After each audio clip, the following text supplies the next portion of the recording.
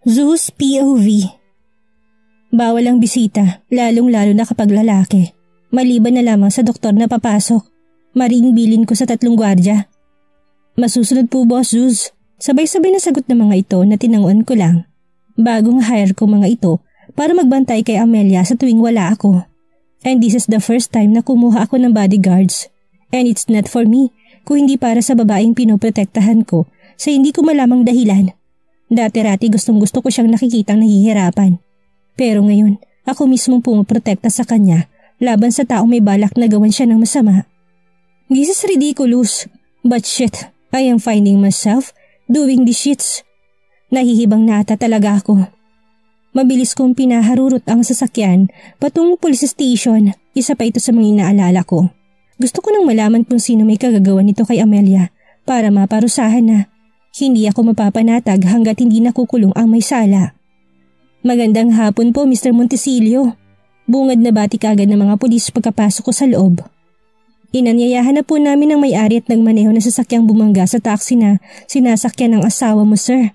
Na-trace na din agad ang plate number at kung kanino ito nakapangalan. Paliwanag nito kaya mas binilisan ko pang hakbang para makaharap ng tinutukoy nito. And there, I found the man. Nakaupo ito sa harapan ng mga pulis. Tansya ko'y nasa 40s na ito. Kumulit ang noo ko ng tuluyang makalapit. This man is not familiar to me. Ewan ko na lang kung kilala to ni Amelia. Mr. Montesilio, this is Domingo Abalos, ang driver ng may-ari. At nagmaneho na sasakyan ng gabi na aksidente. Pakilala dito ng hepe. Napatingin sa gawi kong lalaki. Kita kong takot sa mga mata nito. Umpo ako sa harapan nito kaya nanginginig ito habang nagpapaliwanag kahit wala pa naman akong tinatanong. Sir, patawad po. Hindi ko po sinasadyang nangyari. Nawalan po ka ng preno ng gabing iyon. Kaya hindi ko na po nakontrol na sumalpok ang sasakyan sa taksing sinasakyan ng asawa niyo po. Labis ang pagmamakaawa sa tinig nito.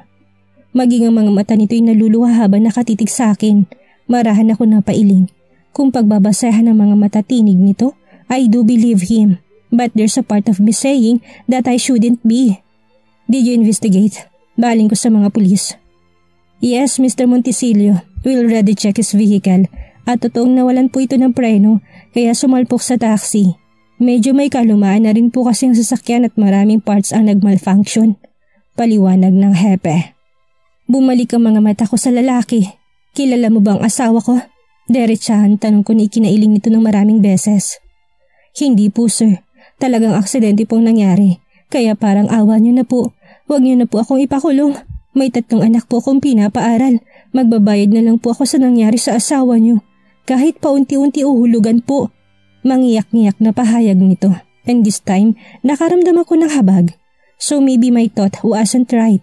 Ayon na rin sa pahayag ng mga pulis ay nagsasabi naman ito ng totoo. Baka nga talagang aksidente lang ang nangyari. Ako lang marahil tong paranoid or overprotective kay Amelia. No need, sagutin mo na lang na matapat ang katanungan pa ng pulisya. Barito nung sagot ko't kita kong ginhawa sa itsura nito. Maraming salamat po, sir. Napakabuti niyo po. Papuri pa nito bago ako tuluyang tumayo. Sumunod sa akin ng hepe palabas. Babalitaan namin kayo sa resulta ng interview, Mr. Montesilio. Tugon nito na ikinatango ko na lang. Salamat, hepe. Just call me. Nakipagkamay pa ako bago tuluyang lumabas ng istasyon. Hindi ko alam kung bakit imbes na matuwa na maaaring hindi pala sinasadya nangyari kay Amelia ay nadismaya pa ako sa nalaman. Pakaramdam ko parang may kulang or maybe ayaw ko lang bumalik ng ospital na walang magandang maibabalita. O baka talagang gusto ko lang magpalipad hangin kay Amelia kaya ako to ginagawa. Shit, what a silly move. Napailing at natawa ko sa sariling kaisipan bago binuhay ang makina ng sasakyan papaalis. Habang binabaybay ang kahabaan ng kalsada, pabalik ng ospital ay napansin ko isang papasaradong flower shop. Hindi ko alam kung ano nakain ko at bigla ko na lamang inihinto ang sasakyan sa tapat nito. Nagmamadali pa akong bumaba. Good evening, sir. Bati ng isang trans woman na sa tingin ko'y florist. Hi, good evening. Pwede pa bang makabili? Tanong ko. Medyo nakaramdam ng pagkahiya cause this is the first time na bibili ako ng bouquet. Sounds weird, right? Ilang babae nung naging ka-MU ko at halos na ikama ko na nga lahat pero ni minsan ay wala pa akong nabibigyan ng ganito kagarang bouquet. Even Amanda na sobrang nagugustuhan ko noon. Nabigyan ko man yun ng bulaklak but not as huge and expensive as this. And here I am, planning to give the woman whom I hated and cursed before. Yes, sige po sir. Pasok po kayo sa loob. Anito kaya tumungo ako kaagad. There were lots of different flowers inside pero natuon ang mga mata ko sa mga pulang rosas. Bigla ko lang naalala ang mga labi ni Amelia sa tuwing pulang lipstick na ginagamit noon. Mga labing nakakatuksong halikan. Bestseller po sa amin ang bouquet ng red roses sir. Fresh na fresh pong mga to. Kaka-deliver lang po kaninang hapon. Pahayag nito kaya hindi na ako nagdalawang isip pa. Okay, bigyan mo ko ng bouquet ng red roses. Ani ko na kinangiti nito. Dahil laabutin pa ng ilang minutong paggawa ay napagpasyan kong pumunta na muna sa isang fast food para magpa-take out ng pagkain. 7:00 pa naman ng gabi, saktong-sakto ito para sa dinner namin ni Amelia. At nang matapos sa pag-order, ay bumalik na din ako kaagad sa flower shop. Naghintay pa ako ng ilang minuto sa loob ng sasakyan bago lumabas ang trans woman na ngay bitbit na nitong napakagandang bouquet. Thank you, keep the change. Ani ko matapos tong kunin at tagaran ng gabot ng bayad. Naku, maraming salamat din po sir. For sure your girlfriend will love it. It's for my wife. Thank you again. Tugon ko. At hindi ko alam kung bakit tinama ko pang maling pag-aakala nito. Yeah, it's for my wife. Kanina ko pa binabanggit ang salitang wife. Masyado na ata kong kinakarirang pag-angkin na misis kay Amelia. Nakangiti kong pinandarang sasakyan habang napapasulyap sa bulaklak na maingat kong nilagay sa upuan. Gusto ko na makarating kaagad at nang maibigay nito sa kanya. Sounds cheesy pero kahit ako'y nawiwerduhan na sa ikinikilos ko. Unay gustong-gusto ko siyang protektahan tapos ngayon may pabigay-bigay pa ako ng ganito. Naguguluhan akong pinapakaramdaman ng puso. Pabalang ko pang sinasagot ang mga tanong niya last time kung bakit ko siya tinutulungan. Kahit ang totoo'y hindi lang naman talaga yun ang dahilan. I know my heart felt that is more than that. Pati nga ang pagtuloy sa annulment ay hindi ko na magawa. Gusto ko makasigurado pa kaya hahayaan ko na lang ang sariling mapalapit sa kanya. I know, I will realize it sooner. Abot tengang ngiti ko na makarating sa ospital. Nagmamadali akong buba at naglalakad papasok sa loob bitbit ang bulaklak at ang pinatake out kong pagkain. Everyone is looking at me when I get inside. Pansin kong pagkamangha sa mga mata nito, appreciating like I am the most generous gentleman here. At hindi ako sanay na tinitingnan ng ganito. Nakakapanibago lang. Ganito palang pakiramdam. Boss, sabay-sabay na tumayo ang 3 bodyguard sa kinaupuan nilang bench sa labas ng room ni Amelia. Nasa loob po ang doktor boss. Kakapasok lang po. Balita ng mga ito na tinangwan ko lang. Tuloy-tuloy ang paghakbang ko patungo sa pintuan. Marahan ko pang pinihit ang doorknob cause I want to surprise her. Ngunit natigilan ako bigla nang marinig ang pag-uusap ni na Dr. Maniebo at ni Amelia. Mukhang maayos na pakikitungo sa ng husband mo. Sana pala hindi na natin tinuloy noon ang pag-inject ng vial sa kanya. Tsak na buong busa nang bumalik ang alaala niya. Wala na po bang pag-asa, Doc? Yun na lang po kasi ang pinangahawakan ko. Hindi ko rin masabi but I already told you sa epekto ng gamot. Pasalamat na lang tayo walang ibang nangyaring damage sa utak niya. Kung hindi memorya lang niya ang naapektuhan. Mahina lang ang pag-uusap ng mga ito ngunit parang bombang sumabog sa tenga ko. What the heck? Amelia's POV. Malakas na kumalampag ang pintuan kaya kapwa kami gulat na napatingin ni Dr. Maniebo doon. Zeus? Kinakabahang sambit ko sa pangalan nito na makitang itsura nitong namumula sa galit. How dare you? Sigaw nito sabay balibag sa dalang malaking bouquet at isang paper bag na may lamang pagkain. Nanlaki ang mga mata ko sa labis na pagkataranta. At base sa reaksyon nito, alam kong narinig itong katangi-tanging sekretong tinatago namin ni Dr. Maniebo. I guess I should better leave now. Kinakabahang paalam sana ni Dr. Maniebo, ngunit tinarang to ni Zeus at nakatiimbagang nakinuwelyuhan. Where do you think you're going, Doc? Galit na sambit nito. Kitang-kita ko mga ugat sa kuyom na kamao nito. Zeus! Naiyak na awat ko ngunit natiling nakaupo dahil para akong tinakasan ng lakas dahil sa labis sa takot at pagkabahala. Hindi rin nakakilo si Dr. Maniebo hanggang sa kusa itong binitawan ni Zeus na kamuntik ng ikatumba nito. Nagbabaga pa rin ang mga mata ni Zeus sa galit. Rinig na rinig ko lahat. Pero gusto ko pa rin aminin niyo mismo ngayon sa harapan ko. Bulyaw nito kaya mas lalong dumagundong ang dibdib ko sa nerbiyos at takot. Hindi ako makapagsalita. Napatingin si Dr. Maniebo sa gawi ko sabay iling Nahihirapan din ito na sobra. Wag na wag ka magkakamaling magsinungaling, Doc. I can sue you at sisiguraduhin kong matatanggalan ka ng lisensya. Hindi lang yun. Ipapasara kong buong ospital na to. Matigas na sambit pa ni Zeus.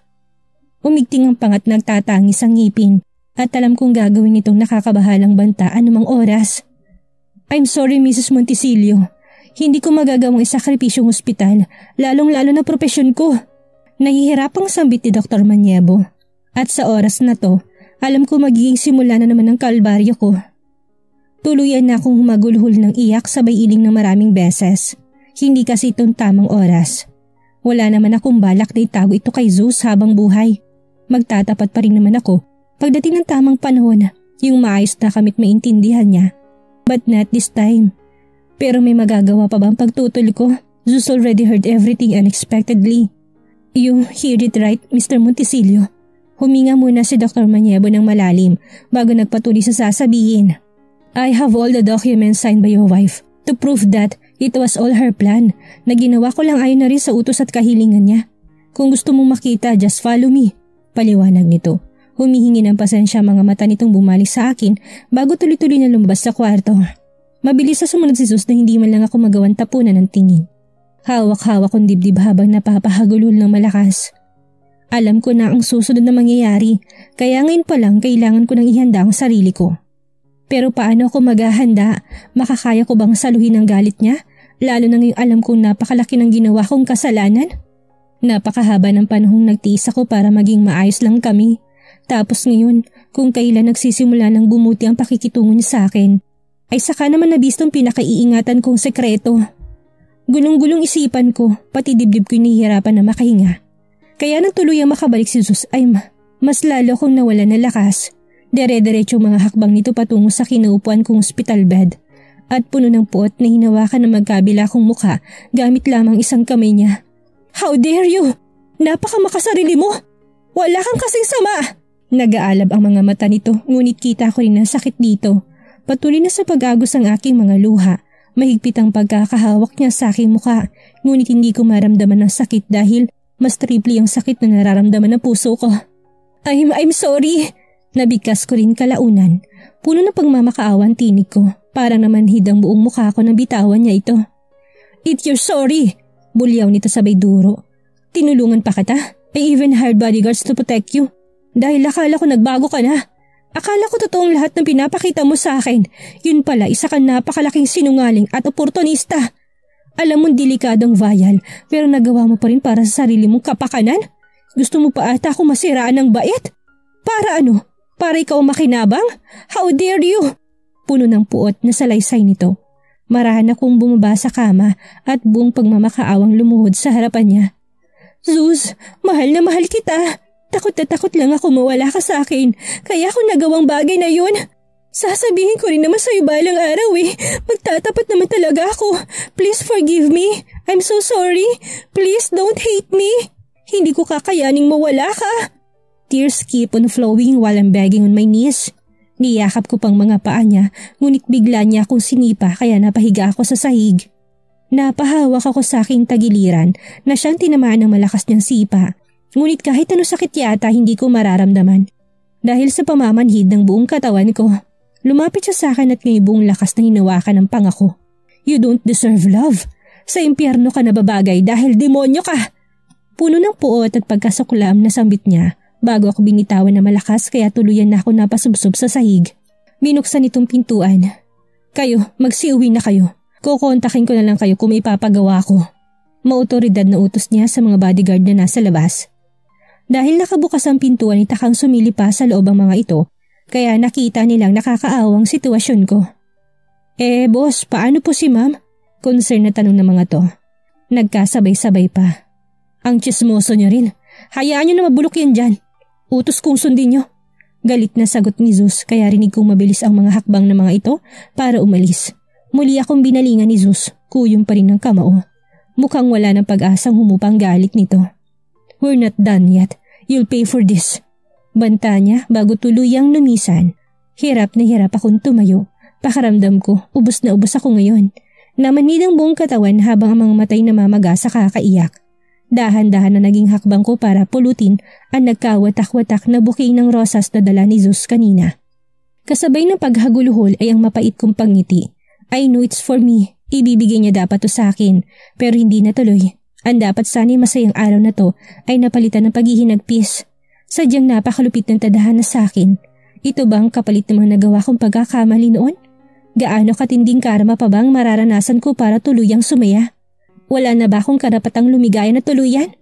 Nagmahal lang naman ako, pero bakit lagi may kakambal na sakit ang lahat? 4 na taon na ako nagtitiis tapos ngayon mas dumoble pang galit na lalaking mahal na mahal ko. Ngayon paano na? Kakayanin pa ba ng lakas ko na magpatuloy? Gayong alam kong napakalabo nang makuha ko ulit ang tiwala ng lalaking tanging minamahal ko.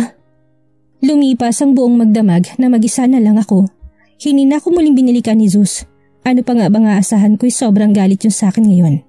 Sobrang nakakapanghinalan talaga. Hindi lang buong katawan. Ang masakit sa akin kung hindi maging puso't kaluluwa ko na ata. And I am just crying all by myself. Wala ni isang karamay. I didn't call anyone. Maging si Lorna hindi ko tinawagan dahil alam kong kasuklam-suklam ang ginawa ko at hindi nararapat na ipangalandakan pa. Kahit saang anggulo tingnan, kasalanan ko pa rin ang lahat na kahit ako'y sising-sisi sa sarili ko. Marahan kong inabot ang aking cellphone para basahin ang reply ni Miss Mindy. Nag-text kasi ito kanina para ipaalam na may trabaho ako next week para mag-model sa isang sikat na cosmetic company. Alam na nitong nasa ospital ako. Joram told her as she said kaya sa susunod na linggong binigay na schedule sa akin, which is sinang-ayunan ko naman. Are you sure na kaya mo nang bumalik sa trabaho? Paninigurong reply nito matapos kong pumayag sa una nitong tanong. Napahinga ako ng malalim. Kaya ko na nga ba dahil para na akong tatakasan ng lakas na nangyari. Para bang nawalan bigla ako ng gana sa buhay. Pero wala naman akong choice. Kung hindi ko kakayanin ay wala rin akong kikitain. Lalo na ngayon nagastos ko ng kaunting ipon dahil ako mismo nagbayad sa bill ko rito sa ospital. At nag-aalangan na rin ako lapitan pa sina Damon at Lorna tungkol sa pinansyal dahil nalapitan ko na sila noon. Masyado na akong perwisyo. Mas lalo namang hindi pwedeng si Mommy Anita at Amanda. Tsak na mabubuko lang nila ang totoong sitwasyon ko. Yes, Miss Mindy, I will. Don't worry. Buong loob na sagot ko kaya ramdam kong tuwa sa sagot nito. It's nice to know that. Thank you.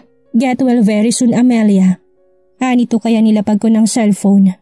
Dahan-dahan na naging kilos ko para ayusin ang dalang mga gamit. Nandito rin ang ibang mga gamit ni Zeus na dala pa ni Manang Teofila. Hindi man lang nagalaw ang mga to. Nasa kalagitnaan ako ng pagliligpit nang biglang bumukas ang pintuan. Napakong tingin ko doon at mas lalo nalungkot na naman ang bumungad ang malungkot na itsura ni Dr. Maniebo. I'm so sorry once again, Mrs. Montisilio. Puno na sinseridad na bigkas nito. Kaya napahinto ako sa ginagawa at emosyonal na humarap sa kanya. It's fine, Doc. Hindi na rin naman na tayo makakalusot dahil hindi sinasadyang narinig na ni Zeus ang lahat. Wala talagang sekretong hindi nabubunyag, Doc.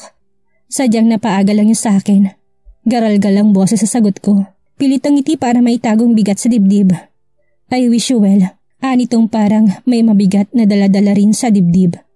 Just don't hesitate to call me kung sakali mang may mararamdaman kang hindi maganda sa katawan mo. Dagdag na tugon pa niya bago nagpaalam. I wish myself well too. Kung pwede nga lang gamutin to sakit sa puso dulot ng pag-ibig. Hays, tahimik at matamlay akong lumabas ng ospital. Bitbit ang bag na may lamang gamit namin ni Zeus. Sakto namang may napadaan na taxi kaya agad ko itong pinara. Saan po tayo, ma'am? Tanong ng driver na bahagyang ikinaisip ko. Saan nga ba ako gayong wala naman akong ibang matitirhan? Hays, isa pa kahit mahirap at masakit ay hindi ko naman pwedeng sukuan si Zeus. Mawawalang saysay lahat ng pinaghirapan ko sa loob ng 4 na taon kung susuko ako ngayon. Naniniwala akong pinanganak akong palaban kaya wala akong hindi makakaya. Kahit sobrang hirap na, kakayanin pa rin, laalaban pa rin. Sa huli nagpahatid ako sa kondo ni Zeus. Makapal na kung sa makapal pero wala nang makakapigil pa sa akin. Hindi naman ako hinarang ng mga gwardya sa pagpasok kaya mas nabuhayan ako ng loob. Tuloy-tuloy ako hanggang sa makarating sa harapan ng unit ni Zeus. I am not sure kung nandito siya pero susubukan ko mag-doorbell. Kung sakali mang walang tao ay makakapasok pa rin ako dahil alam ko naman ang passcode. Ngunit nakailang pindot na kay wala naman nagbubukas kaya lakas loob na akong pumasok sa loob. Malamig na temperaturang sumalubong sa akin. Ganito pa rin ang ayos ng lahat. Wala man lang bakas na may tumao dito ng ilang araw. Ibig sabihin, maaring hindi umuwi si Zeus dito. Matamlay ako umupo sa couch. Naisipan ko kagad na tawagan si Manang Teofila. Hello, Manang. Amelia, napatawag ka iha. Tanong nito sa kabilang linya. Itatanong ko lang sana si Zeus po kung umuwi ba dyan. Walang paligoy-ligoy na tanong ko. Bahagya pa ito napaubo na parang nabigla. Naku, wala. Teka, hindi ba't kayong magkasama na senyorito? Wala ba siya dyan sa ospital? Sunod-sunod na tanong nito. Napakagat ako sa ibabang labi. Base sa reaksyon ni Manang ay mukhang hindi pa nga nakikita ang dalawa. Wala pa kasing naikakwento si Zeus sa kanya. Nakalabas na po ako, Manang. Umalis po kasi siya. Nagbabaka sakali lang ako na baka nagpunta dyan. Marahang paliwanag ko. Ramdam kong pagpapakawala ng buntong hininga nito.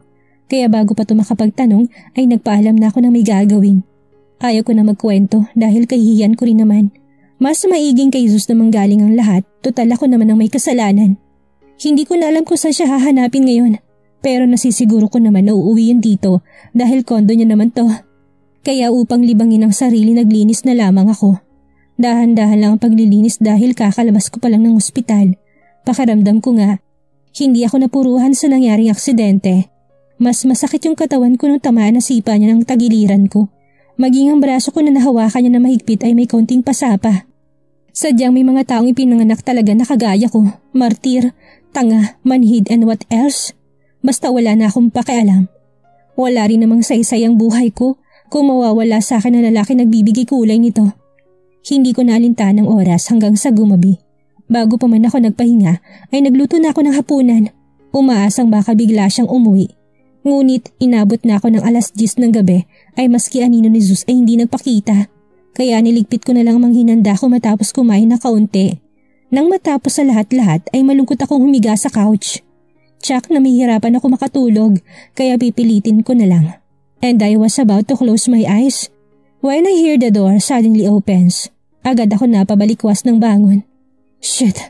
I hear them cursed at sa tono ng boses nito mukhang nakainom na naman. Nagmamadali akong humakbang papalapit sa kanya. Zeus, mahina akong sambit ko sa pangalan niya. And when he saw me, he suddenly stopped. His jaw clenched habang ang mga matay matalim na nakatitig sa akin. What the heck are you doing here? May gana ka pa talaga magpakita dito? Nakakabinging singal niya but I decided to answer him. Instead mas nilapit ko pang sarili. Kumain ka na ba?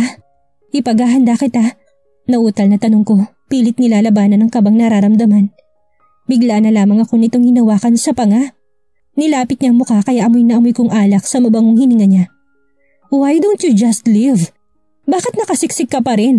Hindi ka ba marunong mahiya? Ganun ka ba kadesperada? His words full of anger. Pero hindi ko alam kung bakit may nararamdaman akong hinanakit. Zeus is not only angry, he's also hurt. Ganun yung pakaramdam ko habang nakatitig sa kanya. Habang pinapakinggan ang tono ng pananalita niya. Because I love you so much. I answered full of emotions kaya bahagyang lumuwag ang pagkahawak niya sa pangako. Kinuha ko ng pagkakataon, ay tiptoed at buong pusong hinilikan ng mga labi niya. Tangina! I heard him cursed once again but he didn't push me. Hindi siya gumaganti ng halik kaya sinimulan kong inilakbay ang aking kamay sa kanyang katawan. Aakitin ko siya. It's the only thing na naisip ko ngayon para gamutin ang init ng ulo niya. I encircled my one arm on his nape habang ang isang kamay tinutumbok ang kanyang pagkalalaki. Walang pasabing pinasok ko to sa loob ng suot niyang boxer kaya napaawang siya. Binaba ko mga labi patungo sa laeg niya at masuyong hinalikan ang buong katawan niya padaos-dos pababa. Oh shit! Ngayon hindi nagalitan tono ng boses niya kung hindi nasasarapan na. Ibababa ko na sanang suot niyang pantalon nang bahagya niyang hawakan ng braso ko kaya napatayo ko't gulat na napatingala sa kanya. He didn't say any words ngunit tinila niya ako't pabalibag na pinahiga sa couch. Mabuti na lang at sobrang lambot nito. Kaya hindi ako nasaktan. You want this? I'll give you this. Puno na pagnanasan sabit niya at mabilis na pumaibabaw sa akin. Napaawang ako at napapikit ng maras niyang dinakmal ang mga suso ko. Mabilis niyang tinaas ang suot kong t-shirt at bara kaya lantad na lantad ngayon sa kanyang aking dibdib. Oh shit! Hayok na sambit niya at sinunggaban agad ito. Palipat-lipat ang labi niya. Zeus! Umuungol na sabi ko habang nakapikit. Ibinaba niyang isang kamay at marahas na pinasok sa loob ng aking panty. Ramdam na ramdam kong mainit niyang palad. Zeus! Nanghihinang sambit ko. Huminto siya sa ginagawa at mabilisang hinubad ang mga suot niya. Ngayon walang saplot na siya nang pumaibabaw sa akin. Ako na rin ang kusang naghubad ng pangibabang saplot ko kaya lantad na sa kanyang naglalawa kong pagkababae. I miss this. I miss him. Kailan ba namin ito huling ginawa? Hindi ko na maalala kaya sabik na sabik ang katawan ko. Hindi ko na alam kung anong oras kami natapos. Basta kinaumagahan ay nagising ako nang wala na si Zeus sa tabi ko. Pagod at nanghihina akong bumangon. Pinulot ko pa isa-isang mga damit ko nagkakalat sa sahig. Zeus! Tawag ko sa pangalan nito ngunit wala akong makuhang sagot. Nadismaya lang ako lalo na makumpirmang wala to ngayon sa kondo. Hindi ko alam kung anong oras ba siya umalis. After what we did, iniwan na naman niya ako na walang anumang sinasabi. Napasabunot ako sa buko at mapait na natawa sa sariling kahibangan. Naranasan ko na ata lahat-lahat sa kamay niya pero hindi pa rin ako natututo. Wala pa rin akong balak na sumuko. Marahil kamatayan lang ang makakapagpasuko sa akin. Dahil hanggat nabubuhay ako tumihinga, I will still choose and love him. Kahit hindi niya ito masuklian. Nantalang pagdadrama ko nang biglang tumunog ang cellphone ko, kaya dali-dali ko itong kinuha. Agad akong nakaramdam ng kaba nang rumihistrong pangalan ni Atty. Mercado. Hello, Attorney? Amelia, maghanap ka na ng abogado mo. Itutuloy na ni Mr. Montesilio ang paghahain ng annulment and this time may witness na. It's Dr. Emmanuel Maniebo. Para akong binagsakan ng langit sa nalaman, mabilis na kumuwala ang mga luha ko sa mga mata. Itutuloy niyang annulment sa ganong kabilis? Wala man lang bang halaga sa kanya nangyari sa aming kagabi? Dahil ako, ramdam kong gustong-gusto niya rin yun. Akala ko pa naman may magbabago sa isip niya. Maling-mali pala ako. Tapos witness pa si Dr. Maniebo. Kaya marahil ganun katamlay ang doktor na humingi na pasensya sa akin kahapon. At sa oras na to, alam kong wala na akong laban pa. Dahil sa mga nalaman ni Zeus, tuluyan na kaya makipaghiwalay ito kay Amelia? Ano ang gagawin ni Amelia? Dito na kaya magtatapos ang relasyon nila bilang mag-asawa? Iyan ang ating aalamin sa susunod nating kabanata.